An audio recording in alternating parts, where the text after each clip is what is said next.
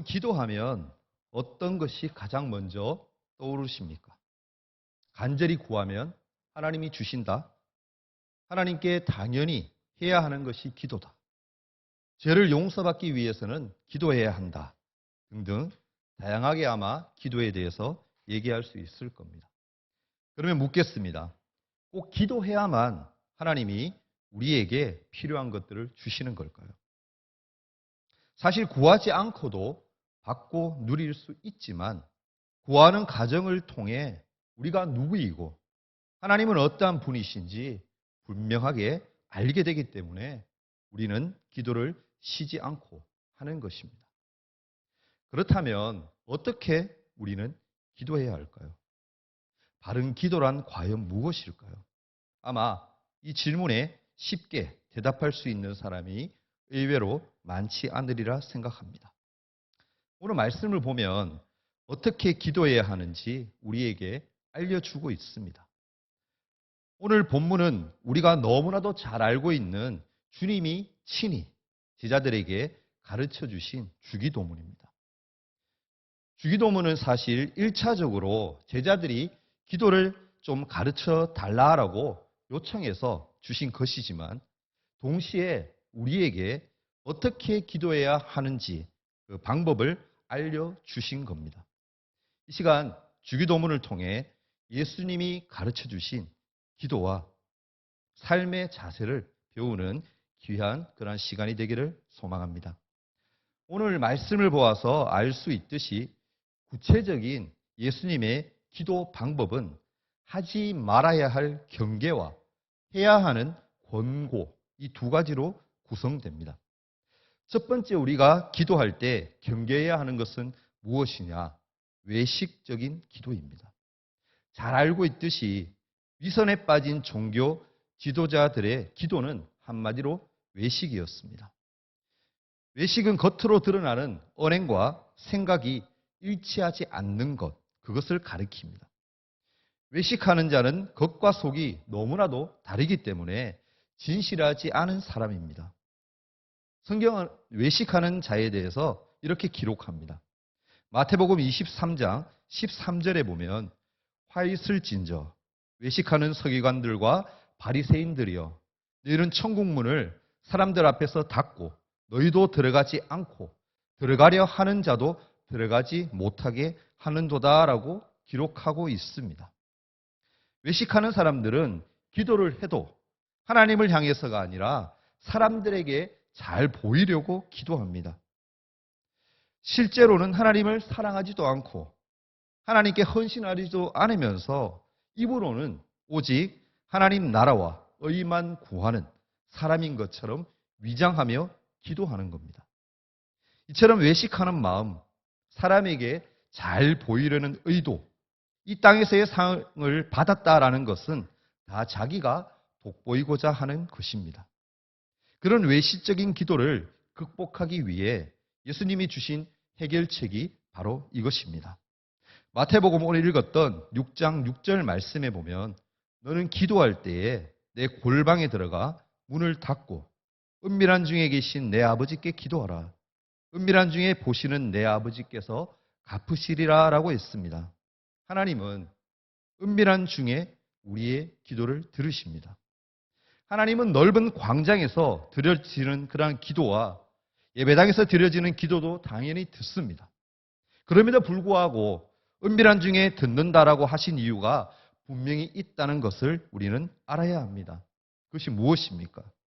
올바른 기도의 삶을 우리에게 알려주시기 위함입니다. 골방에서 기도를 드릴 때 어떠한 방해물의 간섭도 없이 하나님과 1대1로 시간을 보낼 수 있다라는 것입니다. 골방 기도의 유익은 다른 사람을 전혀 의식하지 않고 오로지 하나님의 사랑과 하나님의 뜻과 하나님의 영광을 바라볼 수 있다는 데 있습니다.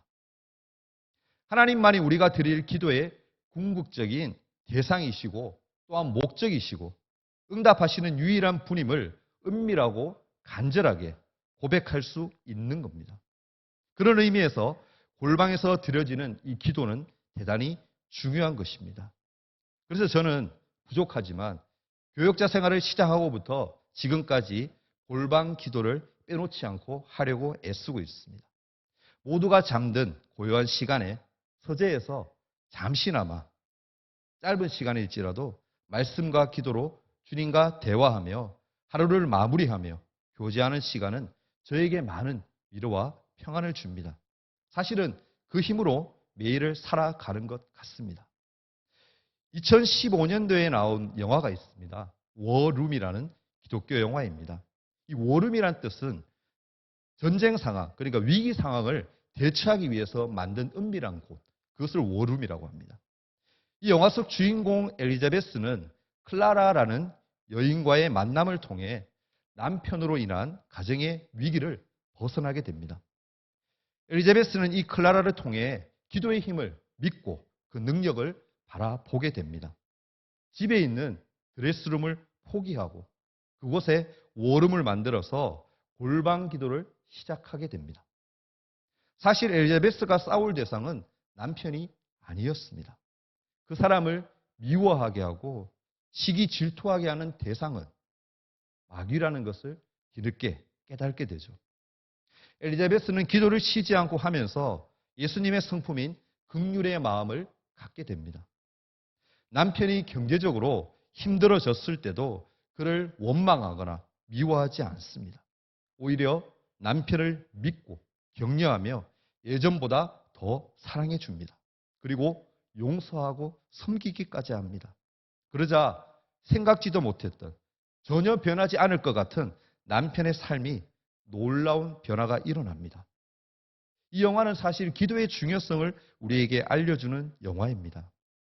사랑하는 여러분, 우리에게 매일 일어나는 관계의 문제, 죄의 문제에서 벗어나고 싶지는 않습니까?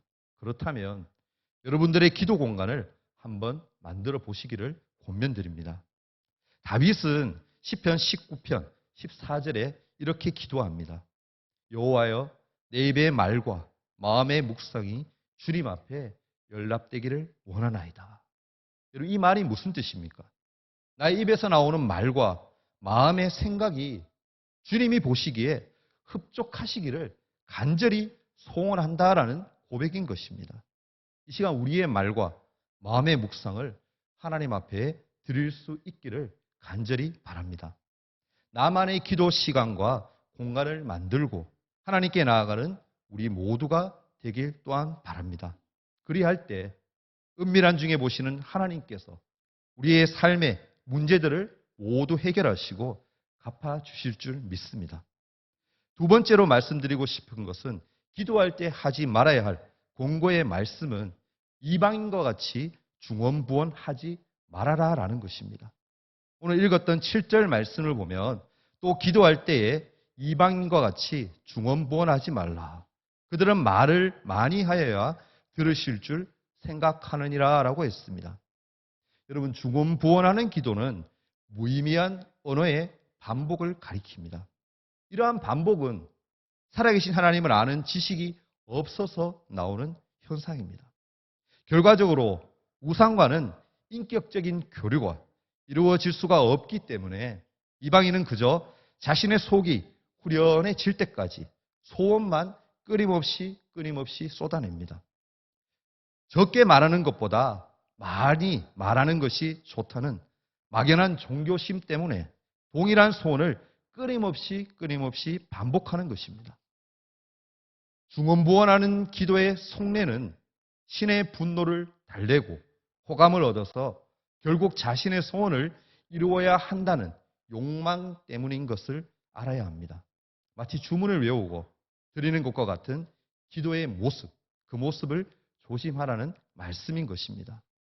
우리가 알아야 할 것은 외식하는 기도, 중언부언하는 기도, 이 모든 것들은 다 내 중심적인 기도라는 것입니다. 우리의 기도를 이 시간 한번 점검해 보는 시간이 되기를 바랍니다. 지금 우리는 하나님의 뜻을 구하는 기도를 하고 있는지, 아니면 나의 유익만을 위한 그런 기도를 드리고 있지는 않은지 바라볼 수 있기를 바랍니다.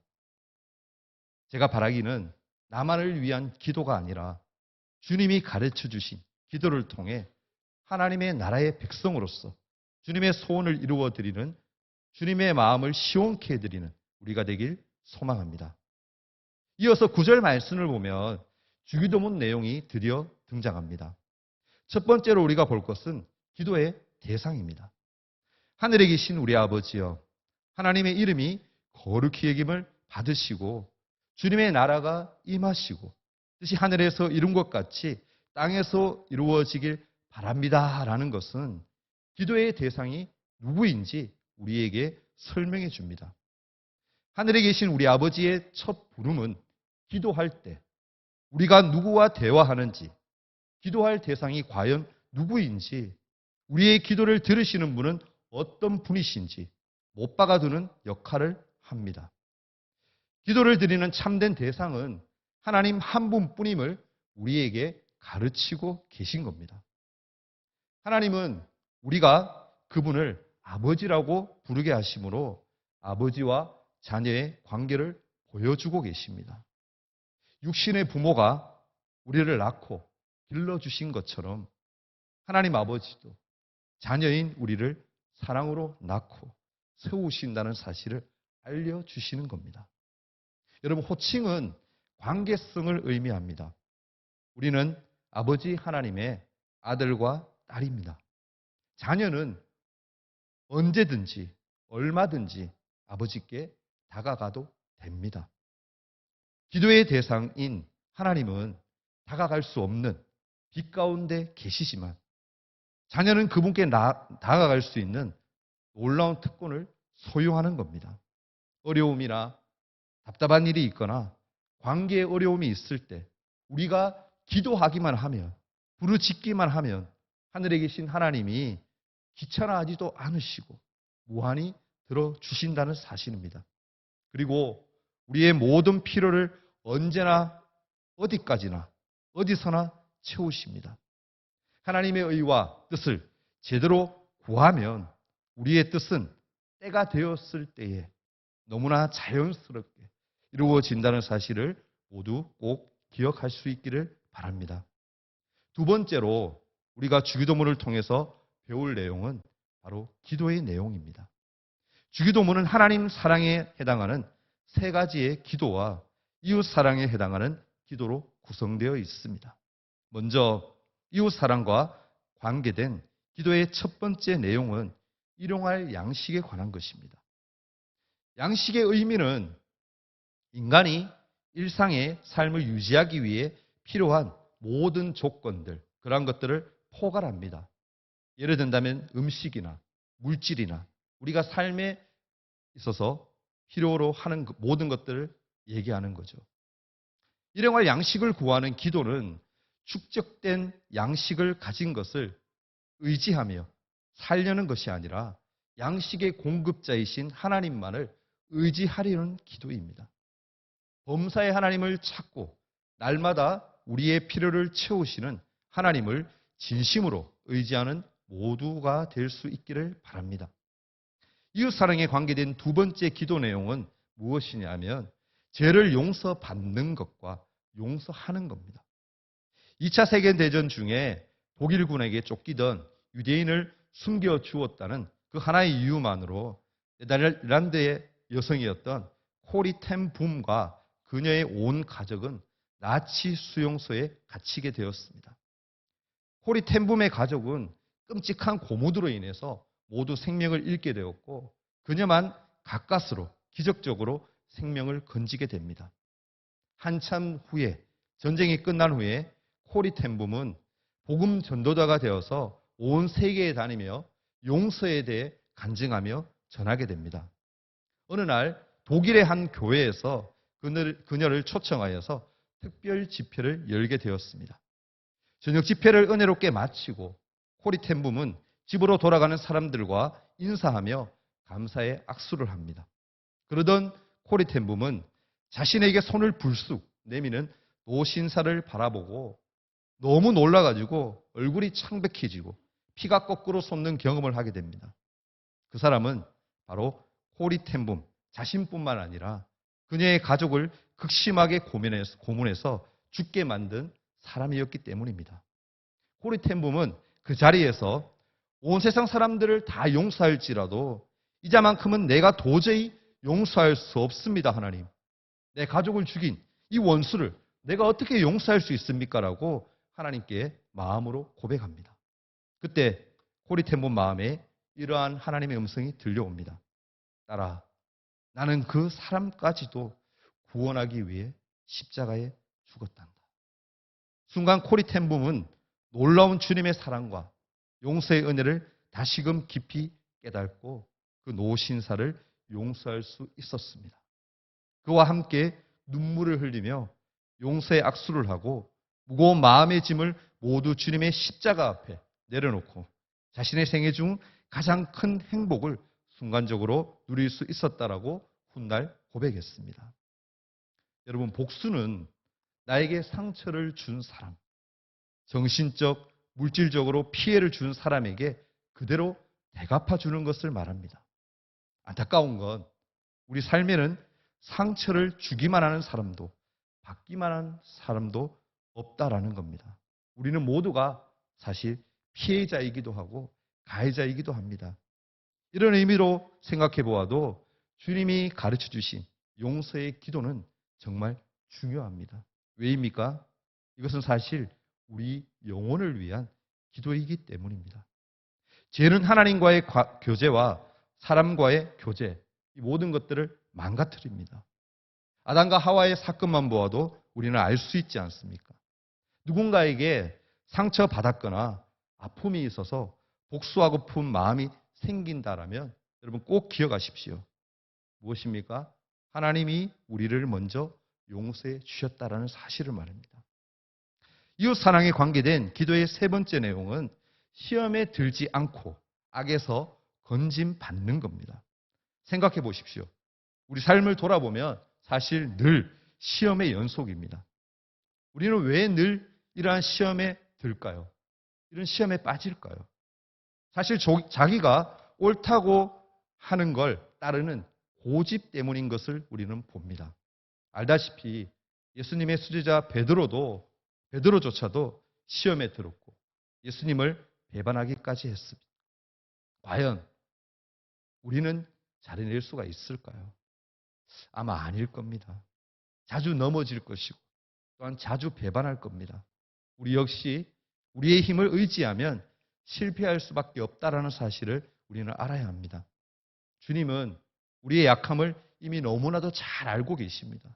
그래서 친히 중보자가 되셔서 우리를 위해 지금도 끊임없이 기도하고 계십니다. 우리를 대신해서 마귀와 싸우고 계시는 겁니다. 승리의 길은 무엇이냐?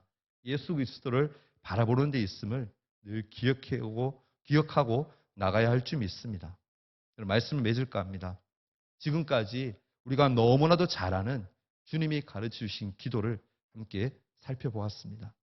이 시간 나의 삶에서 하나님께 드리는 기도를 한 번 더 점검해 보길 원합니다. 야고보서 4장 2절과 3절까지 말씀을 보면 기도가 응답되지 않는 이유에 대해서 두 가지를 얘기합니다. 너희가 얻지 못함은 구하지 아니하기 때문이요. 구하여도 받지 못함은 정욕으로 쓰려고 잘못 구하기 때문이라. 먼저 응답이 없는 것은 사실 기도하지 않기 때문인 것이고 구하여도 받지 못하는 이유가 정욕으로 쓰려고 나를 위해 쓰려고 잘못 구하기 때문이라고 분명히 우리에게 성경은 말해주고 있습니다. 여러분, 기도는 선택이 아니라 필수입니다. 기도하지 않는다라는 것은 나는 하나님 당신이 필요가 없습니다라고 적극적으로 표현하는 것과 다를 바 없습니다. 기도를 하더라도 내 정욕을 위해서 기도하지 말고 하나님의 나라와 통치를 위한 기도를 드려야 합니다. 여기에서 말하는 정욕은 기도의 최종 수혜자가 자신이 되는 걸 의미합니다. 하나님과 이웃 사랑을 위해 기도하지 않고 자신의 유익을 구하는 기도는 응답되지 않는다라는 점을 말하는 것입니다. 사랑하는 여러분, 오늘부터 주님이 가르쳐 주신 기도로 한번 기도해 보는 건 어떨까요? 하나님의 자녀로서 예수님이 가르쳐 주신 기도와 삶의 자세로 살아가기를 다짐하는 우리 모두가 되길 간절히 바라고 소원합니다. 기도하겠습니다. 사랑의 주님, 저희는 늘 어리석게도 나의 정욕을 먼저 앞세우고 기도할 때가 많음을 고백합니다. 이제라도 저희들이 깨닫게 해주시고 나보다는 남을 하나님의 의와 나라가 이 땅에 먼저 이루어지길 기도할 수 있는 신앙과 믿음을 가질 수 있도록 도와주옵소서. 늘 하나님 편에 서서 하나님을 사랑하며 자랑하는 삶을 살도록 인도하여 주옵소서. 기도하는 일을 쉬지 않고 바르게 구하며 나아가도록 이끌어 주실 것을 믿사오며 예수님의 이름으로 기도하옵나이다. 아멘.